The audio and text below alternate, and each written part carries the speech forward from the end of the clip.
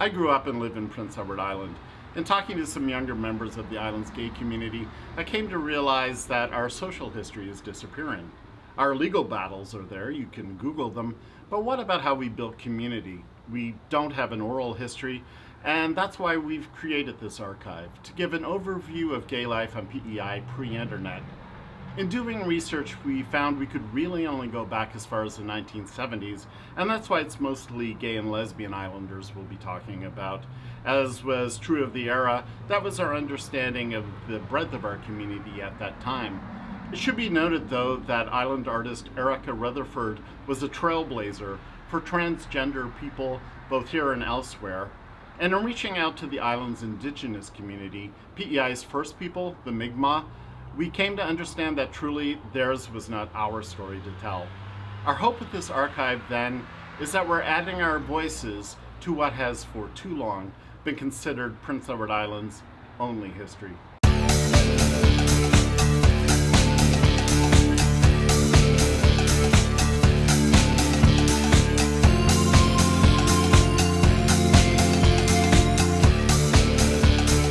Jeffrey, hey, we both grew up in PEI. Why have I never met you before? I have no idea how that happened, actually. Well, we like to think the gay community is really small here, but then I think you and I are proof that it's not as small as we might think. No, we have probably different groups of people who are hanging around, but I thought everybody knew everybody. Yeah, exactly.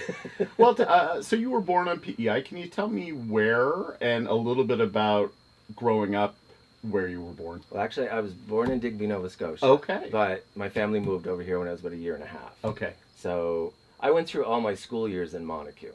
Okay. So all like the grade 1 right through 12. So that's where I grew up, was in the small town. Okay. And when did you start to understand that you were gay? How did you handle that? And what was it like knowing that you were gay in Montague? Actually, I knew I was different before I knew what it was. Mm-hmm. Didn't have a name on it. And I was being called faggot and names like that in school and teased, and I didn't know what it was. But I knew I was attracted to pictures of males, like in the Sears catalog. Right. And eventually, once I figured out what it was, I kind of had to go into hiding, and really bad, because you're not accepted by the parents either. And so growing up with who I was, I always said my life didn't start until I graduated and left Montague. Right. My life started at 18. Right. Because you had to follow the rules, you had to go work, you had to date the girls, you had to be in sports. And yeah, I was very glad when I turned 18 and I'd go out my own. Yeah, well, I think for a lot of people like us, at that time in particular, we had to leave to sort of find ourselves or to feel comfortable in our own skins. And right? safe. Well, can you talk a little bit about that? Like, what was the concern for you as far as safety goes? Well, when we became like 21, 22, going out to the clubs and everything, and finding your own style and all that, my group of friends were the alternative punk, but not with the mohawks and stuff, but like the glamour 80s bands like Flock of Seagulls, the bangs, the makeup, all black clothing. That was the group I was with, and a lot of the people didn't like that. They were either jealous because we were dancing with all the cool, beautiful women, but the boys would be throwing beer bottles at us or follow us home back to our apartments, and would be in pickups and trying to basically pick fights with us on the way home. We've had to run many a times into a hotel lobby until they passed. So the fear was walking home and making it home without having the crap kicked out of you. Okay.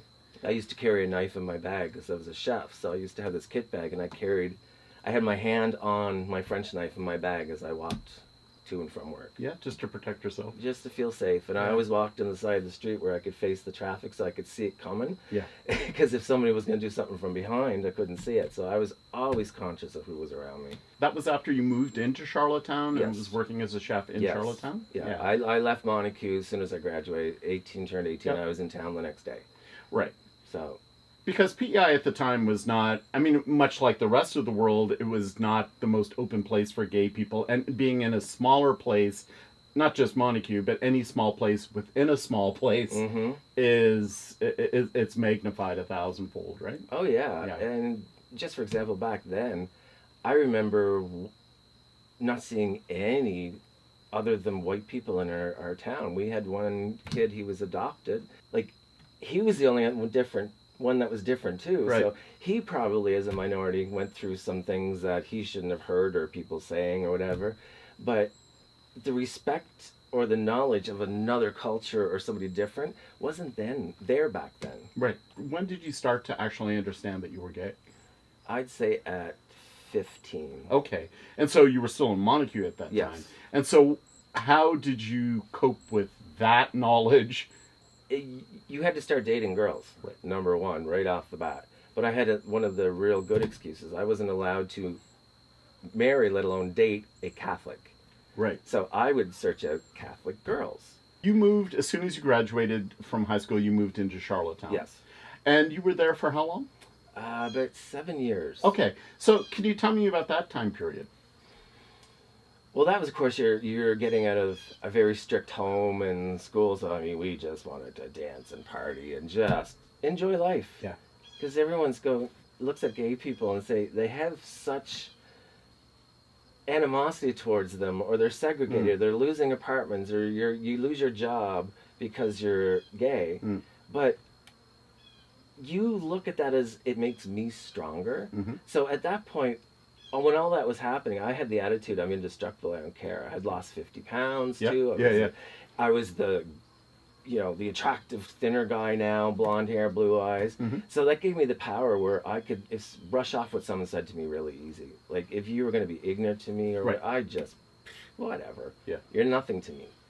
But until I got older did I let it start affecting me, because I was seeing how it was affecting other people. Because they didn't have the power to stand up and go, well, I don't care what you say. Yeah. So I could see my friends being pushed down and pushed down. And that was really hard to try and bring them back up. Right. It really was. I mean, there's a few people tried to commit suicide. Yep. I did try once Yep. too as well. Yeah. Welcome to the club. I mean, it's when society tells you you don't have a place in it, you... Well, when your mother tells you you should be shot and put on an island and should be dead, that they should not be present in society, but she's loving figure skating and ballet. Yeah. Like, really? And her favorite band was Culture Club with Boy George. Like, really? Yeah. But I was growing up to hate what my parents... Well, I was growing up to hate myself because I knew I was growing up to be what they hated. Right. Which was another big thing in your head. Sure. You're not accepted at school. You're not accepted by the friends. Your parents, you think... You just felt very alone. And that's why I think the gay community, those are the family you pick yourself. And you become tight and tight and tight. So, and you were in Charlottetown for about 6 years. Yes. 6 or Now, 7. I understand that your apartment was sort of the hub of certain activity, which we'll get to in a sec. But I want to know about any organizations or events in Charlottetown at that time that you either know of or went to or were involved with, and if you could tell us a little bit about that. Okay, well, it was basically, the gay community was private parties in people's homes. Right. And we wanted to start up a support phone line that young people like us that had questions that weren't as out there and self-confident, that they could call and ask questions. Like, we didn't use our own names, they didn't have to use their own names, and we would sit there every Wednesday night for 3 hours. We rented a space and put the phone number in the newspaper every week, and it would be for young people to ask questions. We had all sorts of information about AIDS. Parents would call us to say, how do I deal with this? I think my child is gay. And of course you had a lot of crank calls and a lot of hang-ups because those people were scared when we answered the phone. Oh, I'm not ready yet. Yeah. So we started that up, and to fund that, I would go door to door asking for donations or have the parties in my house, and we charged $5 to get in. Right. And that's how we supported this. And we really ramped it up to get the government to do an AIDS hospice, because there's people here with it that were just being thrown into wherever and ignored. So we needed that here, so we kind of pushed for that. So yeah, my apartment or one of our friends' cottages was the place to go. Okay. Can you tell us a little bit about those events? Well, it would be word of mouth. You couldn't just show up if no one didn't know you. Right. You had to come in with somebody. Right. You had to have your $5. Come on, we're a starting some stuff here. Yeah. You gotta put the cash out.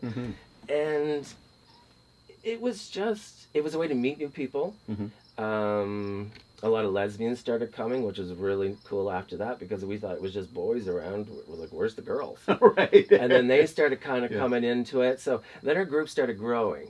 And then the support line was doing very, very well. And then we started hanging around in bars. That's when we took the step out where, we're going to go out as a group, as power. But Bubba's, we used to, that's not what my parents' name No, it's not okay. after Bubba. But we used to hang out there a lot too, because we just felt protected when we walked in there. Yep. The staff would have kicked the crap out of anyone that gave us a hard time. Yeah. So we felt very safe there.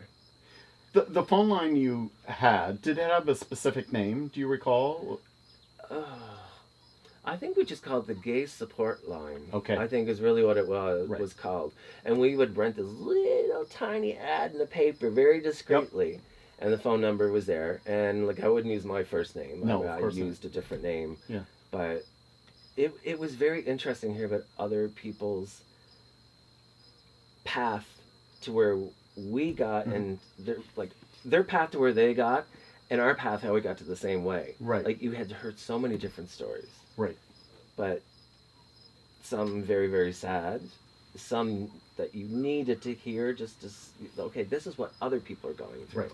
You went away to Montreal for how many years? I was there for 17 years. And you did some, you were, ran restaurants, did some drag? Head chef, I own my own bistro. Yeah, I went into the drag scene and then in male modeling and designing and stuff. So it was very much into the design, art, gay community. It was just this ball of wonderfulness. Yeah.